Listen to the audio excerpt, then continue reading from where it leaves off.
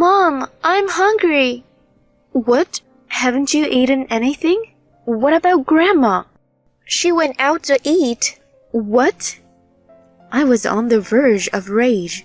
Then I vowed to get back at my mother-in-law. My name is Sarah, a 35-year-old stay-at-home mom. I've been married to Walter for 5 years. We used to work together at the same company.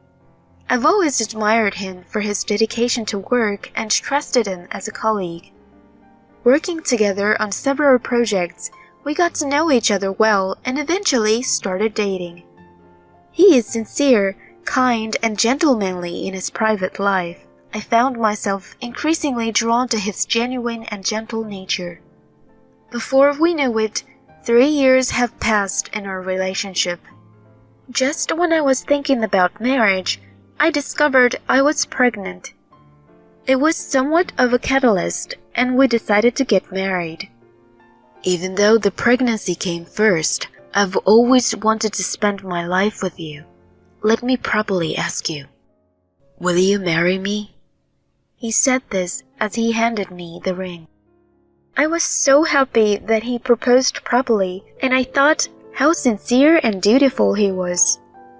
I am looking forward to our life together. I thanked him and looked forward to our married life. Then we immediately went to meet each other's parents. My parents quickly recognized his good nature and felt reassured. I was glad they approved of him. Next, we visited Walter's parents, but that's where I faced a problem. Walter's mother, Tiffany, didn't take to me. Nice to meet you. I'm Sarah. I greeted her cheerfully and politely. Walter's father, Steve, greeted warmly with a smile, but Tiffany just frowned and didn't even respond. Is she upset about something? As I thought this, she said, "So, this is a shotgun wedding, huh? Isn't that a bit improper?" Excuse me?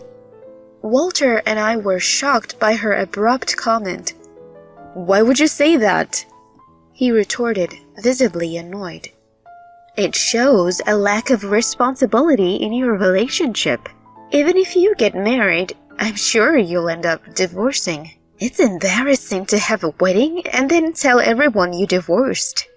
Plus, you'll end up just paying child support and feeling miserable." Her words were too harsh. How could she say something like that so casually?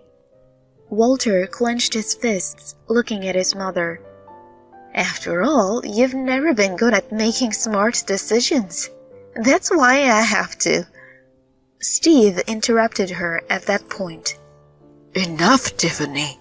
Whatever the circumstances, it's not right to speak like that about a happy occasion like marriage. Walter and Sarah are the ones getting married, and they're at an age where it's not odd for them to have children. They both have stable jobs. There's no problem here." His words finally quieted her. Walter then followed up. "We were serious about marriage from the start. The pregnancy was just a catalyst. We're ready and responsible for this marriage." "Whatever. Do as you please," she said disinterestedly. After this exchange, I found it hard to like her. Thankfully, Steve helped smooth things over, and the rest of the family meeting went well. We got married and had a lovely wedding. With a baby on the way, I decided to quit my job and focus on being a homemaker. Life with Walter was joyful and time flew by. He remained incredibly kind to me after our marriage. "I got us some cake." "Oh, is today some special occasion?" "No, I just saw a cake you might like and wanted to say thanks to all the housework you do." I loved that he always expressed his gratitude. Walter also always complimented my cooking, and on weekends he'd cooked for me. "Tonight's dinner is beef stew. Let's enjoy a non-alcoholic sparkling wine to set the mood." "Oh, that sounds great. This looks delicious." He was always considerate, especially since I was pregnant. I gave birth to a healthy baby girl, whom we named Lisa. Walter and I were typical doting parents, constantly admiring how cute she was. Our love for her knew no bounds. I'm going to work even harder. I want to make our family of three's life better and better. Thank you, honey. Keep up the great work as the head of our family. Our daughter grew quickly, and before we knew it, she started speaking. Mommy, Daddy. Wow, that's amazing. She's a genius. My husband and I were very happy watching her grow. We took lots of photos of her during her first Christmas, really getting into the spirit. My parents adored her, playing with her every time they visited. Grandma, Grandpa, this is for you. Oh, a dandelion. Giving flowers, how sweet! She's quite the romantic. Lisa was growing up to be a very kind child, just like her father. She would approach other children in the park and play with them. Seeing her make friends and play energetically was reassuring. Time passed, and she turned 5. But then a very sad event occurred. My father-in-law, Steve, passed away. He fell ill suddenly and didn't make it. Walter, Tiffany, and I were all deeply saddened. Tiffany was so upset that it was worrisome. The funeral arrangements were efficiently handled by Walter's sister, Heather. She's incredibly smart and capable, and I have a lot of trust in her. Walter had always told me how amazing she was, and she certainly lived up to that. After Steve's death, we had to start looking after Tiffany. Walter would regularly visit her to check in. Our house wasn't far from hers, so he made sure she was okay and didn't fall or anything while alone. I'm home. Welcome back. Dinner's ready. Ah, thanks. You look tired. Is work tough? Oh no, it's not work. It's dealing with Mom afterwards. Oh, right. She keeps complaining about the neighbors bragging about their hobbies, thinking it's a dig at her for losing her husband, and stuff like that. She's got a lot of these paranoid complaints. That sounds tough. After work, he would visit his mom, and he looked really exhausted. He was not only listening to her complaints, but also running errands for her, buying things that were only available at department stores. It was a lot of effort, and she would even complain about him being late. Maybe you shouldn't push yourself so hard. If I don't, she'll keep sending messages and calling. That's troublesome. Walter had a senior position at work, so he was often busy with work-related calls. If Tiffany kept calling or messaging, it could bury important work communications. I couldn't help much since I was taking care of Lisa, but seeing Walter so tired, I felt we had to do something. Amidst of all this, something happened. Tiffany injured her foot at home. She twisted it on the stairs and had to call an ambulance herself. When Walter rushed to the hospital, she was furious. You were so late. I had to call an ambulance myself. What if I had passed out or remained fallen? I might need care for my injured foot. The doctor said she wasn't hurt at all, no need for rehab, let alone care. Still, she made such a fuss and even demanded to move in with us. She wants to live together with us? Of course, I said no, but she keeps messaging me about it, really driving me nuts. He was clearly stressed. As his wife, I thought about how to reduce his burden. Don't go to her place after work anymore. Let's go together on weekends. As for living together, let's firmly say no. Are you sure? You don't like her much. That's true for you too. Let's also invite Heather and her child.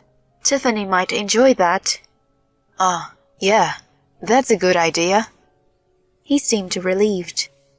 After explaining the situation to Heather, she agreed to regularly join us on weekends. So, Walter and I, Heather, and her son started visiting Tiffany together. She seemed happy with the lively atmosphere, being alone otherwise. It's always so much fun when everyone comes over. I wish we could all live together. I was glad she was in a good mood, but something still bothered me. It was her remarks to my husband. You've always been poor at academics. Heather went to a prestigious university and landed a job at a major company, but you... She often belittled him like this. She adored Heather for her success and doted on her son. Oh, you're so clever, just like your mother. Listen to your mother. That way, you won't go wrong. I honestly thought her discriminatory attitude was not okay. My husband's fatigue was likely due to her overtly negative behavior and being constantly compared to his sister every time they met. I felt sorry and grateful for him enduring this while working hard and not burdening our family. My husband is truly a kind and sincere person. Months after we started visiting Tiffany regularly, she made this suggestion. As a thank you for always coming over, why don't the adults go out for dinner tonight? I'll take care of the kids. What? We were all surprised by her suggestion, but it was a welcome one. I have wanted to have a leisurely meal with Heather, and it had been a while since my husband and I dined out. So we took her up on the offer. We enjoyed our meal, chatting and having a good time. Around 9 p.m., we decided to head back. But when we arrived at Tiffany's house, something was off. She and Heather's son were nowhere to be seen. Only our daughter, Lisa, was in the living room watching TV while sitting on the sofa. Where's Grandma? Why are you alone? Mom, I'm hungry. What? Haven't you eaten anything? What about Grandma? She went out to eat. What? I was on the verge of exploding with anger. Both my husband and Heather were speechless. What is she doing? Then Tiffany returned nonchalantly with Heather's son. Oh, you're back already. Mom, what are you thinking? Leaving Lisa and going out? Well, I wanted to dine with my grandson. Oh, wait a minute, Mom. You took my son and left Lisa behind? Don't be so upset. Lisa is 5. She can stay alone. It's not okay to leave her alone at night. And why didn't you take her to dinner? It's a waste of money to feed her. I only wanted to spend money on the capable ones. I was furious, as was my husband, and even Heather was taken aback. She had always been aware of her mother's favoritism towards her and felt it was wrong. That's why she was always concerned about Walter, and they had a good sibling relationship. This incident left all of us furious with Tiffany, and we vowed to get back at her. After the ordeal, my husband and I prepared for the next move. Once everything was ready, we made a proposal to Tiffany. Mom, how about we live together, like you've always wanted? Oh, are you sure about that? Yeah. Actually, we're thinking of moving to a bigger place near Heather's family. You'd like that, right? Wonderful. I'll be closer to Heather's family. She was delighted, falling for our plan. We moved to a new rental with plenty of private space. Lisa was thrilled to have her own room, and I resolved to always protect her, especially with Tiffany around. As a stay-at-home mom, I could always be with her. Once we started living together, Tiffany immediately began ordering me around. Sarah, make me some coffee. What? Why should I? What do you mean? It's a daughter-in-law's duty to make coffee for her mother-in-law. Is that so? Well, I don't want to. Excuse me? She was furious at my response. You think you can talk to me like that? Yes. Infuriating. Fine, I'll make it myself. What are you doing? Don't use the coffee beans without asking. Why not? If you want to use our food or beverages, please contribute to the grocery expenses. What? You're going to charge me? Of course, don't expect to live here for free. Don't be ridiculous. I've never heard of a daughter-in-law making her mother-in-law for grocery money. Whether you've heard of it or not doesn't matter. That's our house rule. I'll get rid of such a rule. I'll tell my son about this. Go right ahead. She storms off to her room, eyes wide with anger. I made myself a coffee and relaxed. At lunch, I prepared food just for myself. Tiffany, too stubborn to come out of her room, probably planned to eat when I was out picking up my daughter, but I had already planned for that. In the afternoon, I went to pick up Lisa from kindergarten, and then we leisurely shopped at the supermarket. When we returned home, Tiffany was waiting furiously. What is this? What's wrong, Tiffany? Getting so angry will raise your blood pressure. Why is there a lock on the fridge? I can't even get a drink. It's to prevent you from using our food and drinks without permission. That's terrible. What kind of daughter-in-law are you? She seemed too hungry to continue her tirade and gulped down tap water before retreating to her room. I then started preparing for dinner. Right as it was ready, Walter returned home. I'm home. As soon as he arrived, Tiffany rushed to him. Walter, listen. Sarah is bullying me. This is outright daughter-in-law abuse. I haven't been fed anything today. Oh, really? Despite her desperate pleas, he responded coldly. Tell that woman something! Shouting, she looked at him. Walter glanced at me and asked, What's for dinner tonight? I replied, Chicken. Great, that sounds delicious. I've also chilled some beer. Awesome. He sat down at the table.